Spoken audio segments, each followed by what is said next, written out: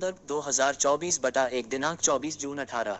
केंद्रीय भविष्य निधि आयुक्त, कर्मचारी भविष्य निधि संगठन, भविष्य निधि भवन 14, भीकाजी कामा प्लेस, नई दिल्ली 1,10,66।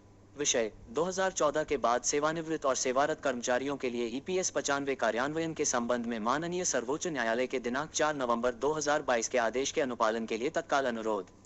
आदरणीय महोदय, हम राष्ट्रीय अधिकारी संघ परिसंघ NCOA आपको माननीय सर्वोच्च न्यायालय के दिनांक 4 नवंबर 2022 के आदेश के कार्यान्वयन में लंबे समय तक देरी के बारे में गहरी चिंता के साथ लिखते हैं, विशेष रूप से पैराग्राफ 44 IEE और F के संबंध में।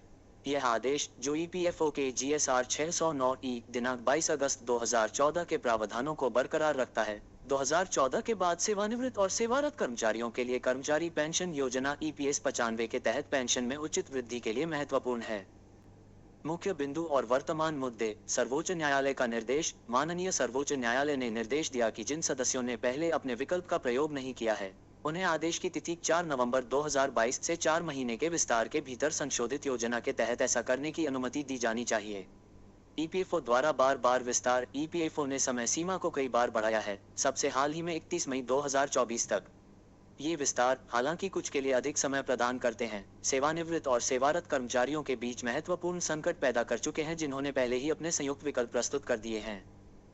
असंगत कार्यान्वयन। कोयम्बटूर में EPFO के क्षेत्रीय कार्यालय ने 14 फरवरी को एक ईमेल जारी किया जिसमें आनुपातिक आधार पर पेंशन गणना की विधि का विवरण दिया गया है, जो सर्वोच्च न्यायालय के आदेश और EPFO के अपने परिपत्रों का खंडन करता है, जिससे सर्वोच्च न्यायालय के निर्देशों का उल्लंघन होता है।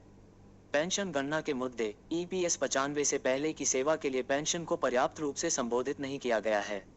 इसके अतिरिक्त, जबकि पेंशन भोगियों को अंतर राशि पर ब्याज का भुगतान करना आवश्यक है, EPFO ब्याज के साथ पेंशन बकाया की भरपाई नहीं करता है।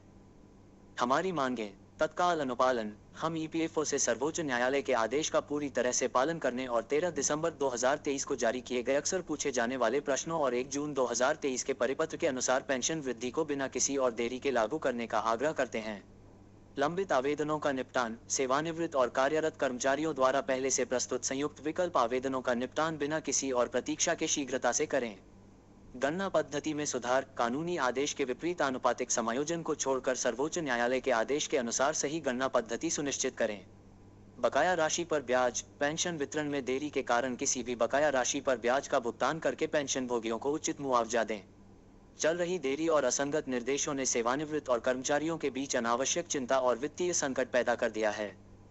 हम आपसे तत्काल हस्तक्षेप करने का अनुरोध करते हैं ताकि यह सुनिश्चित हो सके कि सर्वोच्च न्यायालय के आदेश का अक्षरशः और भावना से सम्मान किया जाए, जिससे सेवानिवृत्त और कार्यरत कर्मचारियों में विश्वास और वित्तीय स्थिरता बहाल हो सके।